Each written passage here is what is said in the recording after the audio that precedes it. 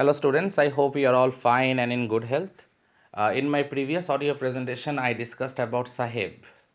Now in this audio presentation, I will discuss about the second part of the same lesson, that is Lost Spring, and the second part is related with Mukesh. So let us get started. See at the top, a quotation has been given, I want to drive a car. Now let's see. Let us come to the very first line. Mukesh insists on being his own master. I already told you that this particular case study or this particular part of the chapter will be related with Mukesh. And the place that we will be dealing right now will be Firozabad. So I am repeating the first line once again. Mukesh insists on being his own master. I will be a motor mechanic, he announces. He announces proudly.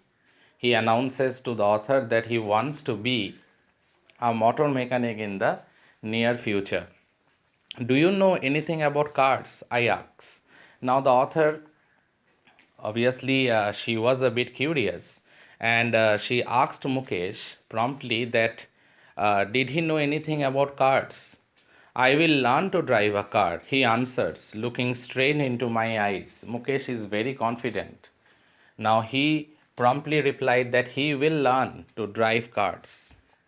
His dream looms like a mirage amidst the dust of streets that fill his town Firozabad, famous for its bangles. Now, Firozabad is famous all over India for glass bangles, and so his dream looks like a mirage. Every other family in Firozabad is engaged in making bangles. Each and every family in Firozabad, it's a tradition for them. They all prepare glass bangles. It is the center of India's glass blowing industry where families have spent generations working around furnaces, welding glass, making bangles for all the women in the land, it seems. And it is a traditional profession. It is a profession that is going on generation after generation. And families in Firozabad, in every families in Firozabad, they are engaged in making glass bangles. Mukesh's family is among them. Mukesh's family is also involved in making glass bangles. None of them know that it is illegal for children like him to work in the glass furnaces with high temperatures. Now, they are unaware of this, but it is something very much illegal that small children or young children like Mukesh, they are being employed in order to prepare glass bangles in high temperatures. It is totally illegal, but it seems that the family members, they don't actually pay attention to this. They don't care about it. In dingy cells without air and light. Now they used to work they used to do this particular strenuous job of preparing glass bangles by working in dingy cells. And in dingy cells, it becomes very much suffocated because neither air nor light passes properly. So it is a very, very difficult thing to do. But the family members, they are engaged in this. Not only the family members, even their children are also being employed, or rather to say engaged in preparing glass bangles. So I repeat, in dingy cells. Dingy means you can say it's a very suffocative place. And since neither air nor light passes properly, this place is very much suffocated. So I repeat, in dingy cells without air and light, that the law, if enforced, could get him and all those 20,000 children out of the hot furnaces where they slog their daylight hours, often losing the brightness of their eyes. Now, if law is enforced, then it should be implemented properly. But sadly, it is not implemented at all. Here, every day, each and every day, almost 20,000 children of the age of Mukesh, they toil very hard each and every day. They slog their daylight hours, and after a certain time, when they almost attain maturity, they either become blind or they become semi blind. Mukesh's eyes beam. Beam means glittered, as he volunteers to take me home, which he proudly says is being rebuilt. Now, despite they live in poverty, despite it's very difficult for them to survive, but still there is a sense of hospitality we can find in Mukesh. And Mukesh very proudly announces to the author that his home is being rebuilt, and he welcomes the author to his house. We walk down stinking lanes, choked with garbage, past homes that remain hovels with crumbling walls. Now the walls are crumbling. That means the condition of the people are deplorable. Even the place that they are living is equivalent to a slum area where the place is full of dirt and dust. Garbages are being littered or thrown here and there, and it's a very unhygienic environment, to be very honest. So, see this line, I repeat, uh, we walk down stinking lanes, choked with garbage, past homes that remain hovels with crumbling walls, oblate doors, no windows. Okay, I mean the doors are also poorly rebuilt, and even there is no windows at all. Crowded with families of humans and animals coexisting in a primeval state. Humans and animals, they are living together, coexisting in a primeval state. He stops at the door of one such house. Now, obviously, the author followed him, and finally, he stopped near a house. That is his house. Bangs a oblate iron door with his foot. He never knocks. He bangs the door with his foot and pushes it open. And finally, he pushes it open and welcomed the author inside his house. We entered a half-built shack. It is inappropriate to say that it is a well-built house. It is like a shack, and it is built in a very primeval manner. It is not built in a right way. It's just a shelter for them, and it's just a roof over their head. But still, it is not a well built place. But despite all those things, there is hospitality in Mukesh that can be found, that he uh, told the author about himself, and he even took the author along with him to his house. So I repeat, we enter a half built shack.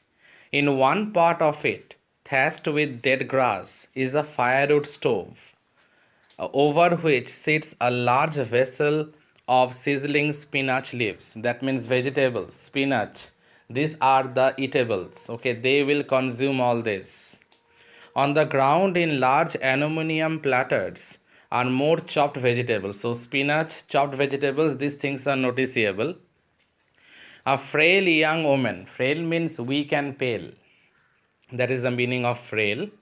A frail young woman is cooking the evening meal for the whole family. So, a weak and pale, or rather to say, a frail young woman, she is cooking the evening meal for the entire family.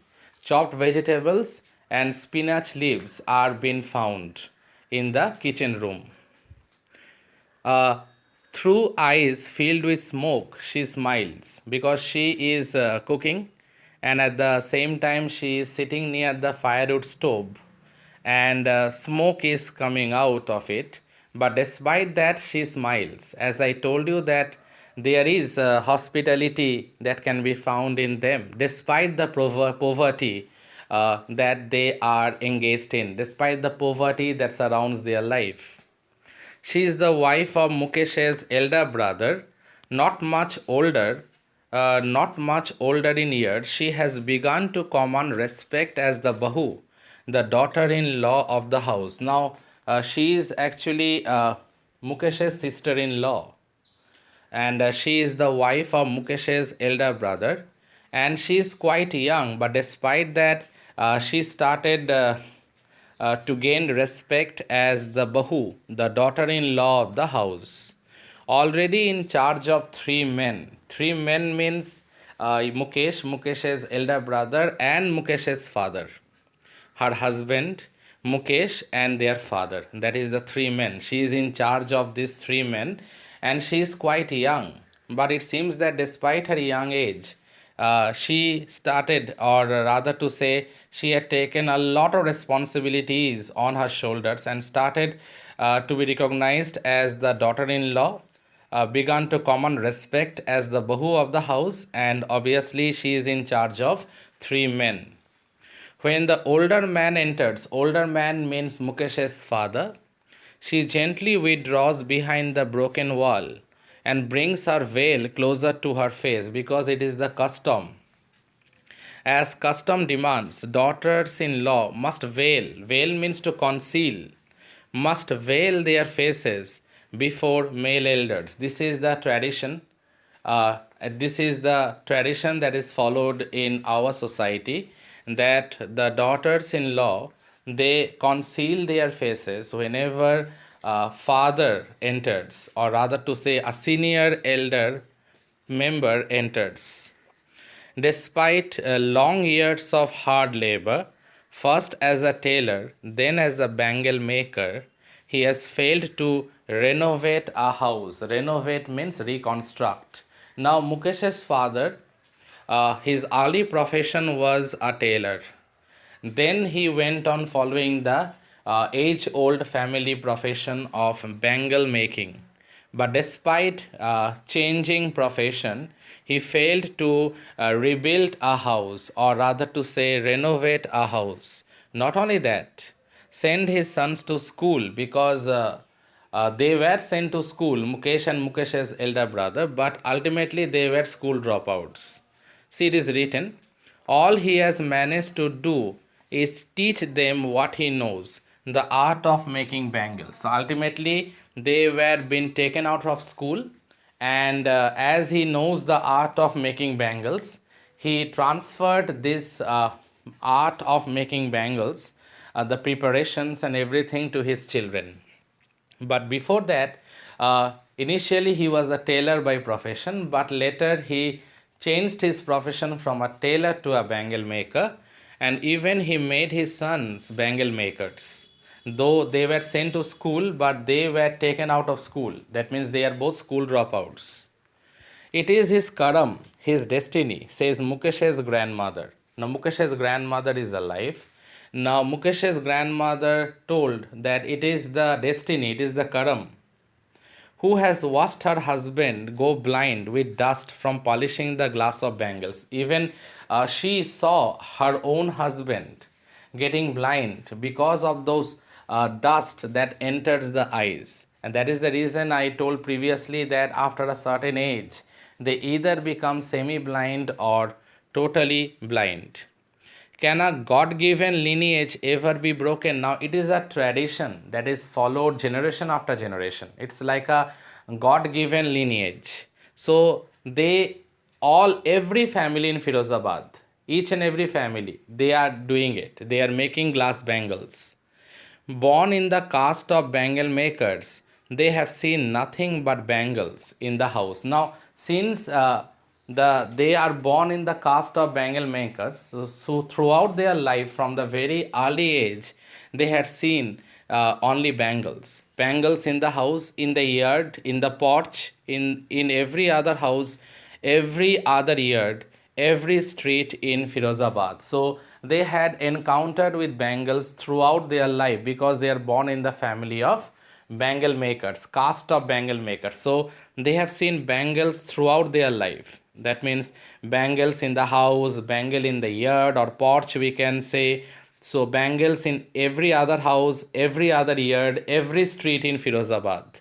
That means their life is covered with making bangles, preparation of bangles, bangles of various colors.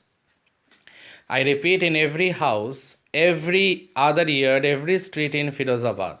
spirals of bangles, sunny gold, paddy green, royal blue, pink, purple, every color born out of the 7 colors of the rainbow. Every color. Now, what are the colors of bangles? Sunny gold, paddy green, royal blue, pink, purple, every color of bangles they have seen, because their life is entangled in preparing bangles.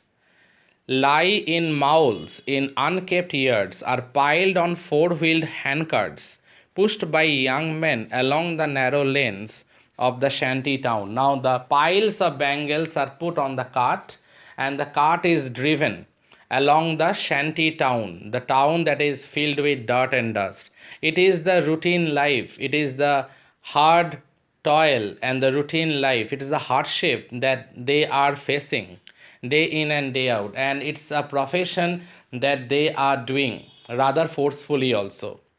And sometimes this is, we can say that this is a profession that they are following generation after generation, as it's the caste of bangle makers, and Mukesh was also born in the caste of bangle makers.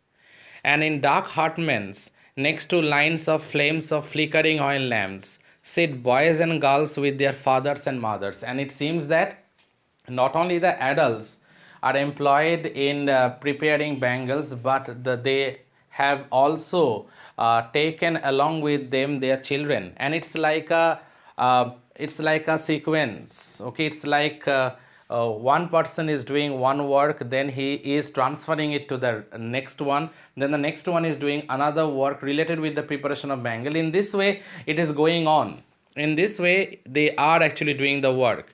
And they used to work in dingy cells, or in a place where there is less air, or rather to say less light also. And sometimes they used to work for long hours, and they used to work near to the flames of flickering oil lamps. And boys and girls, young boys and girls, uh, they also do the work of making bangles along with their fathers and mothers, welding pieces of colored glass into circles of bangles. So they were taught from a very young age to prepare bangles. Their eyes are more adjusted to the dark than to the light outside. Very important line, dear students. Now, since they are used to perform, they are used to do work, everyone in a group, uh, obviously in the flickering oil lamps. So their eyes are more adjusted to the dark than to the light outside. That is why they often end up losing their eyesight before they become adults. Now, this is the sad part. This is the sad reality. Because from a very young age, young boys and girls are employed in preparing bangles or in making bangles, and they used to work in a group, maybe 7 to 10 at a time, or maybe 5 to 10 at a time. The entire family, each and every one of them, maybe the work is divided, division of labor is there. I mean, the work is separate, maybe, but the ultimate end result is preparing bangles only. So they all sit together and they prepare it. Step by step, they used to follow it. And maybe there is only one flickering oil lamp. So it put a lot of strain in their eyes. And the sad part is that many of them lose their eyesight before they become adults. And we get to know that Mukesh's grandfather even became blind, as been told by Mukesh's grandmother, that because of the poisonous dust that entered his eyes. And so this is the sad part, that they all work under the same place and under the same roof, and that is also very in a deformed place, okay, ill constructed place, with neither ear on neither nor light, neither ear nor light passes properly. So their eyes are more adjusted to the dark than to the light. And the sad part is that before they become adults, most of them either become semi blind or blind. That is the most tragic part. And even they are allowing their children also to follow the same tradition, to follow the same profession, because sadly they are also born in the caste of bangle makers. Despite Mukesh and Mukesh's elder brother were sent to school when their father was a tailor. Now, the important thing is that later he shifted to his family profession of bangle making, and later he made his two sons to know the art of bangle making. Later he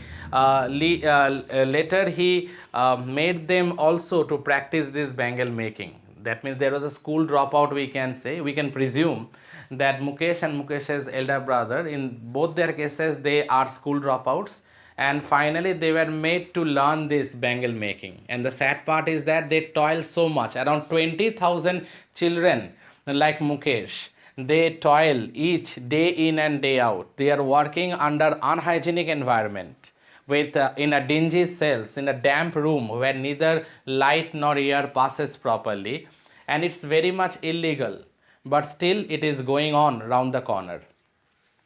And the sad part is written here that they often end up losing their eyesight before they become adults. This is the most sad part, that they end up losing their eyesight before they become adults. So, dear students, I stop in this audio presentation up to this. In my next audio presentation, I will be continuing from the next paragraph. Please listen to this audio presentation, and if there is any problem anywhere, please let me know about it. Thank you, students. Thank you all.